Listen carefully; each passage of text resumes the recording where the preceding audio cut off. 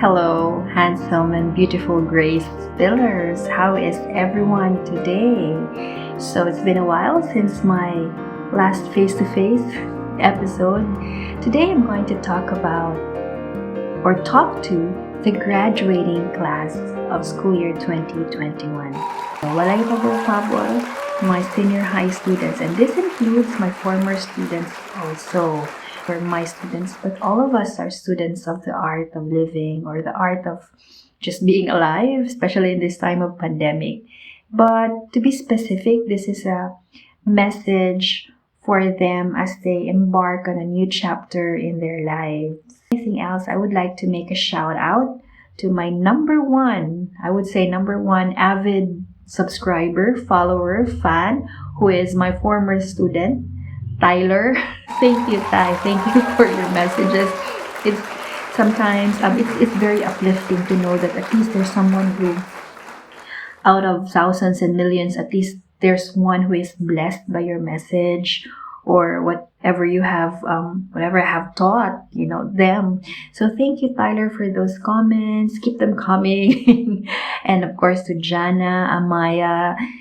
These are my former students who are now in their first year in college. So they were, before my students in senior high school, they were grade 12 students. And I really appreciate for some of them reaching out and for them responding to my messages and just simply being there. And in one way or another, they have become my teachers now. So my former students are now my teachers. So yeah, thank you, Jana, Amaya, Princess, Tantan, Nicole, Naomi, Natasha, Phoebe, Evelyn Amor, Minkai, Andrea, the athlete. So please know that I have not forgotten you. And of course to the heartthrob Dao, Jason, and his partner sidekick, is it Dodot or JM? And Kang, and Dance. Walay pabor-pabor, also si Dance is a heartthrob. And Tryon, of course, and Archie and the athletes. And who else? Jams and Eugene. Yeah, beloved Elich. So these are my ABMU students. And of course also too, my STEM students. I still remember them sitting, most of them, because it's a big class. So there's Ayan, there's Daniel, there's Adrian, there's Kyle, Monica, and Gragella, I think. And then Adrian, Philos, who else? And then here there's Sergio. And then there's Alessandra. And then there's Miggy, behind Alessandra. And then Arshin in front. And there's Brad. There's Cyrus. There's Raphael. And then the girls, I just can't remember all of them anymore. But I can still picture. I have photos of us, but I'm not sure. I don't have permission from them to post it here. So yes, thank you. Shout out to you guys. I hope you, of course, to my former my students in the university where I used to teach through their college. There's some YouTubers who have also become my mentors. So there's Andrea Amazing Claire. She has a vlog. And Olay, Leia, and Jamil. So these are vloggers now. And to others also, like there's Jason, there's Jason, there's Vance, Karen, Michelle, Nixie, Beth. There's also a lot of them back in college where I used to teach. And to my Magic Six who are graduating this year. I call them my Magic Six because they were the last students that I met before the end of the school year for inspiring me to keep going. So thank you, Philip, Martin, Mark, Richmond, Joy, and Louis. And of course to the rest of you, this is my message, my beloved students, and to all learners of life. I considered last year's batch, year 2020, was the most historical batch of high school graduates because of the pandemic. It was the onset of the pandemic and they were not able to march or have a graduation ceremony. But they're okay now. They're, but they're the first batch of college students who are started with online learning. So no actual face-to-face classes. But So there are this year, your batch 2021 is just plain epic.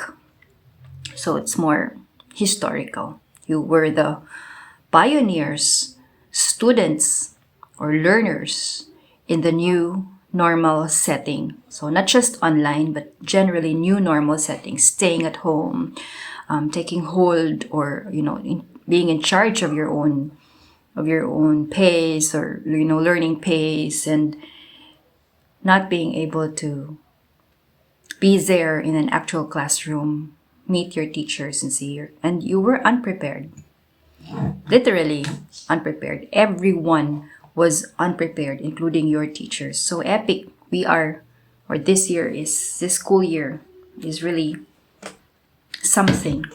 No? So people are talking about, most of us, no, teachers and students, how difficult it is. And there were even, sad to say, lives wasted just because of this new normal thing. Modular learning, the modules, the difficulties, the struggles and frustrations of some, of having no budgets or accessibility to the internet. But then we survived, and we survived the year, and it has taught us a lot of things.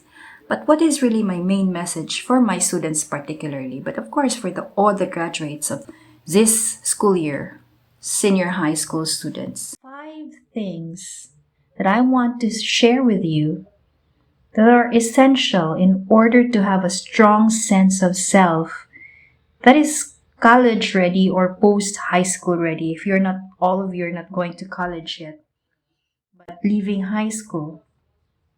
I remember leaving high school, I was so attached to my high school friends. I'm like a tree, magiputol. This is what you need, because as Socrates said, you have to know thyself. Or Aristotle said that to know oneself is the beginning of wisdom.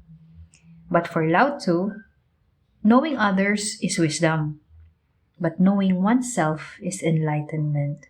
The world around you is in chaos.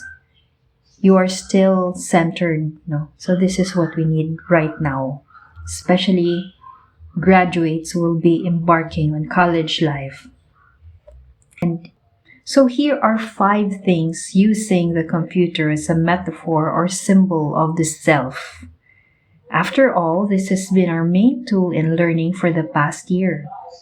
And isn't this a symbol also of the matrix that we are in? Some sort of a programming that we have as humans of the new normal. So number 1, brand, iOS, or specs. What are you made of? Sa imong brand, are you an Apple, Acer, Samsung, Toshiba, Dell, HP? What are you made of? Because each brand has their own, I think, iOS, no? As if I'm an expert. But we become expert because of experience. And you know that class in my experience. You know that in class, diba, I always talk about my experience, my laptop having troubles, and I have to change or upgrade or have it fixed, and we're having sometimes problem in class, no? So what are you a product of? A product of what? Who are your makers? So from your makers, who are what? Who? Your parents, your friends, the influences that you get from them, your crowd, your community or your church, and of course your school, your teachers. What have these makers implanted in you? Do they teach you? What have they gi-emboss nila sa imong soul or sa imong mind? To do what? To be what? To be a royalty or to be of service? So whatever you do or the decisions that you make will always reflect your producers. Diba? If they are your high-end or low-end. So you know your brand, you know your iOS, you know your own specification. This is me. This is what I'm made of. Because this is what I was taught to do. And this is who I was taught to be, and I believe these principles about me. And yet, we also know that brand changes over time, for we are all designed to adapt to the changing world. When Apple will always be Apple, but they always have to make what's that generation? Sa natanga generation karon, generation 7, 8, 9, 10, so nanay Pro.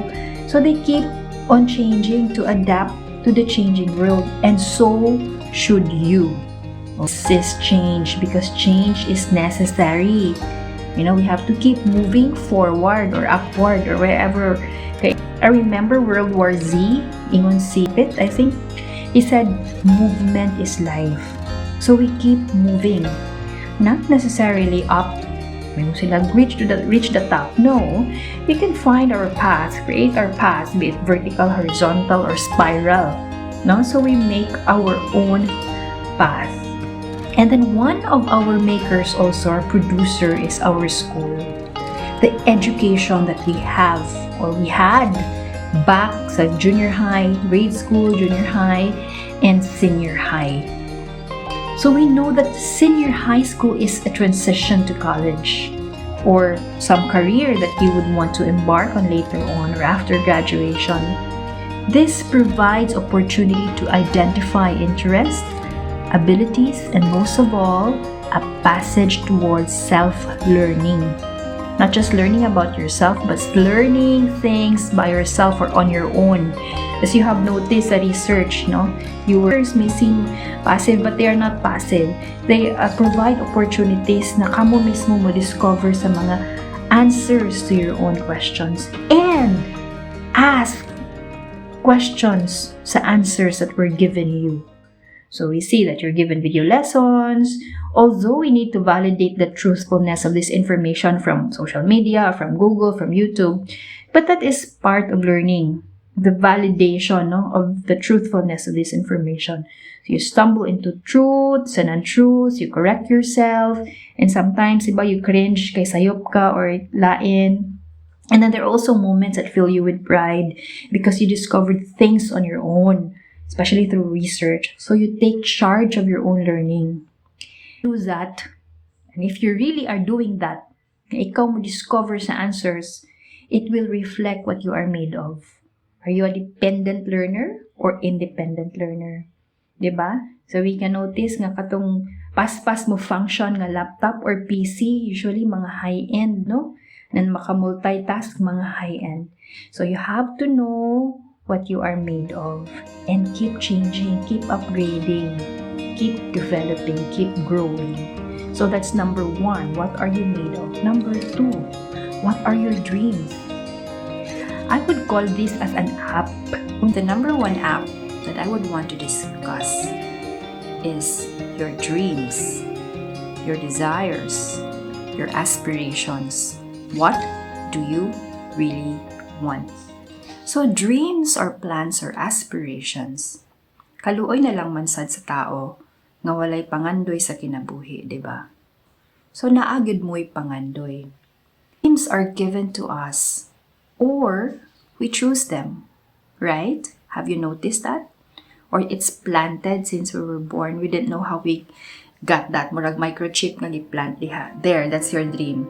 And we are not aware of it because there are influences nga nung nahimo na to na siyang ambisyon, no? And or we choose them.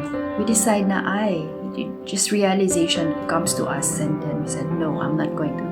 I changed my mind. So you made a choice to prefer this dream over this, or this choice of career over this, or this college plan over this, no? These dreams lead us towards our destiny.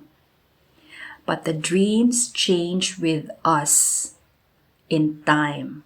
So some dreams that we used to have back in junior high may not be the dreams that we have right now. And know that the dreams that you have now may change over time. We don't know because as I said, OS sa number 1 nga point, saying there's no thing as certain. Uncertain yun na because we're always in flow.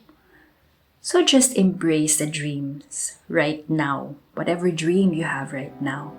Because in the end, our destiny is always better than our dreams. And we realize later on, maybe not now, that our destiny is actually our dream. This is your destiny right now. You graduate in senior high. This used to be your dream back in junior high na makahuman ka og senior high. And so number 3, memory. Diba na ay memory ang laptop, ng cellphone. So what memory have you stored or memories have you stored within you? Memories are our roots. What do you remember? Memory is memory. It's not necessarily an app. But memory can have apps, diba? In your memory, there's an app. Part Ana is the apps. They are our roots. Family, friends, where we come from, what we have learned, what we have given, what we have received. It's all stored in our memory. What? Memory card? Okay. Whatever you call, you'll say in your heart or in your soul or in your brain or in your head. Memory is memory, and it is very powerful. So there will be moments of resistance and contrast. What does it mean? Diba, there are moments in our lives when we face a lot of challenges and problems. And then, happy thought. Where's happy thought comes from? You cannot think of something that you don't already know. So it comes from memory somewhere, somehow. It was implanted in you. A pint or a pint of ice cream makes you feel good. So you get yourself brokenhearted and you buy an ice cream and then just try there and eat, and later you notice na okay naman ka. You're okay now because you're focused on the malted caramel flavor or chocolate, whatever is your favorite, strawberry topped with chocolate sprinkles. And then you start to feel good. Memory. It reminds you, oops, ice cream. It's a powerful tool, and it's how we use them to make our lives better. So memory is a powerful tool. So when things get tough, in Dreamland Train. That's a dreamland, no? The dreams, one of your important app. Grab a bottle of ML. Ma'am, saan ang ML? Mobile Legends? Dili. Bottle man siya. So it's not Mobile Legends. Get a soda can of ML. Uy, naanay soda nga brand ML. It's called Memory Lane. So it will bring you back there. And you get to select a piece of comfort or joy or hope or learning. Maybe you will remember the speech. So you go back to ML, Memory Lane. As ka, na-frustrate ka sa imong engineering subject, go back to ML. Wait, what did Sir Al say gani before? Oh, di ba? What did Ma'am Anel say before sa Chem? Is it Chem, Ma'am Anel? Number 4, your PC screen. What's before your eyes right now?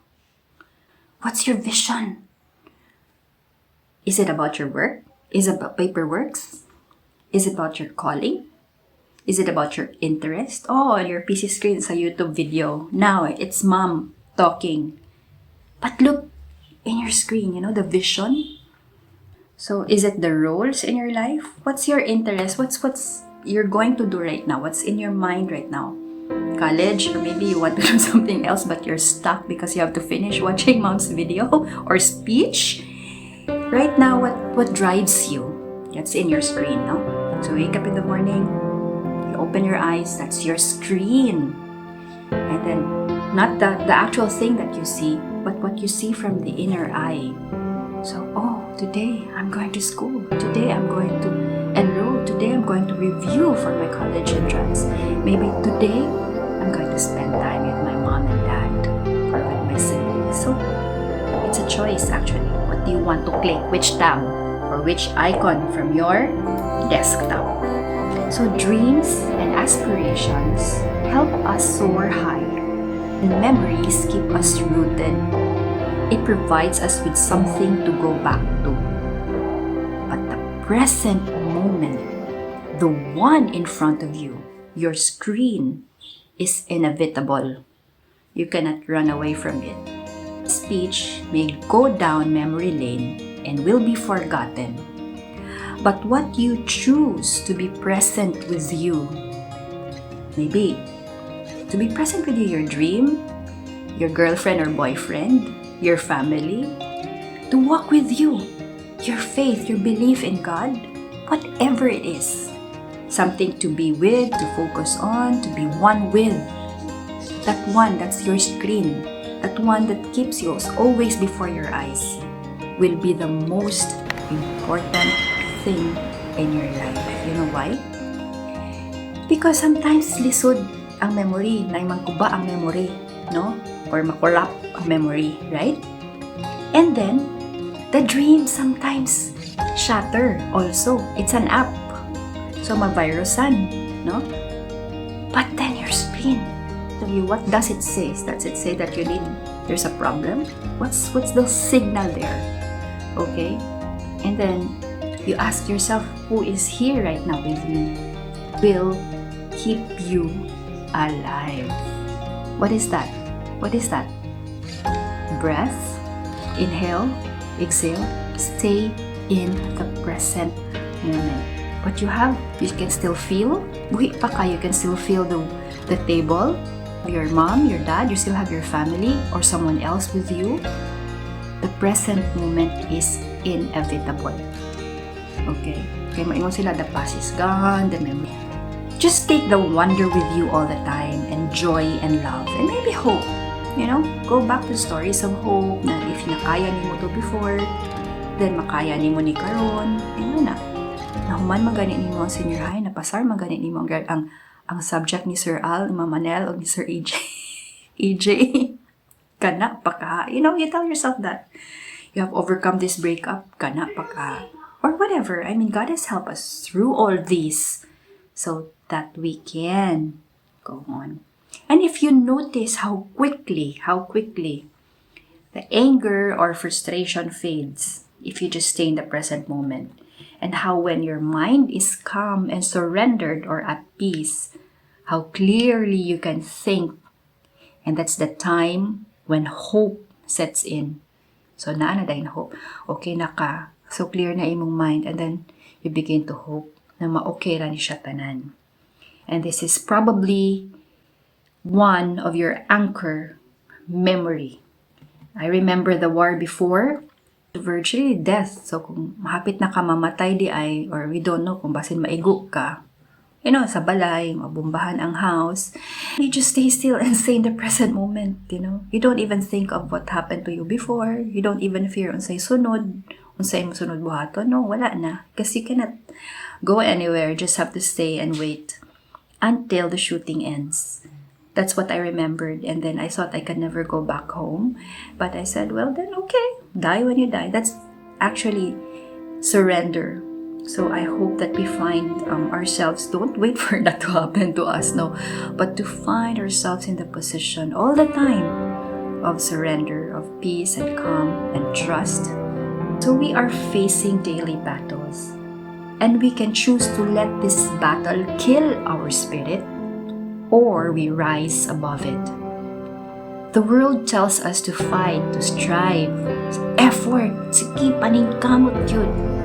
I tell you, people who rose from despair, those who soared to success, all, if not most of them, if not all, including myself, because these people, including myself, we began our new life or my journey toward success on my knees. On my knees. Desperate. Maybe some of them, my fellow comrades, no? Cried in the bathroom floors or by their bed or under the blanket, naghilaka, crying. Or maybe frozen in front of the computer screens, no, gripped by anxiety or terror in front of the computer screen, diba? Hala, nakurap ang akong file or whatever. So, or literally some of them in their closets, probably their mouth stuffed with some cloth to muffle their cries. Job or offer or hope is handed to them. After that, na okay na, nasettled na, and then suddenly came hope. Not immediately leap for joy or jump up and down and began their proud swagger to face the world. No, they did not do that. I did not do that. When I had hope na makauli ko, when I had hope na I can ride a boat to Malta and then from Malta to Manila, then I'll be home. I'll be set free. We are free from terror. I did not jump. I did not leap. I was just still. And then I was filled with so much gratefulness, no? So these people, they did not jump and then struggle. Oh, I got the promotion, or, I got an A. No. They bowed down to thank the giver, or whoever gave that intelligence, or the teacher. Ma'am, thank you, ma'am, nga gipasar ko nimo. They bowed down to give thanks. They are grateful. So you know the line, some people's waste are some people's treasures. Some things we take for granted are someone else's dream.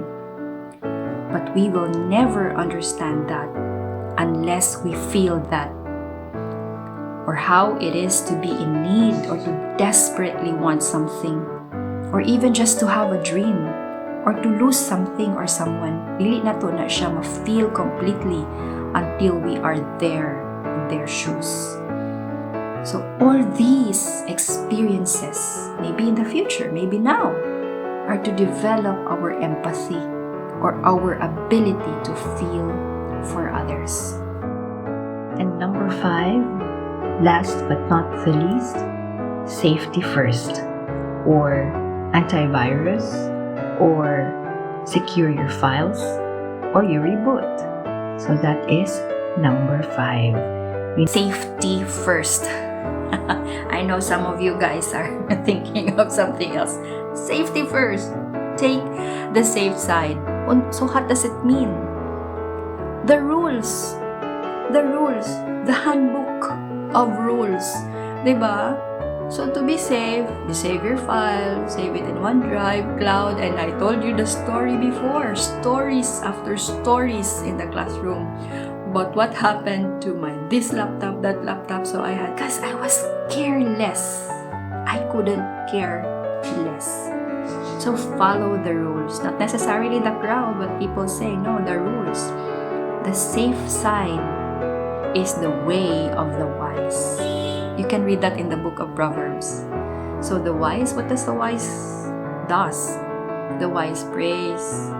Trust God, not men. The wise works. The wise holds his anger, self-control, discipline. The wise listens. Dili magtabi kung lecture ang teacher. Hungry for wisdom and knowledge. Avoids dispute. So don't argue with fools. Ayaw na lang, hilom na lang.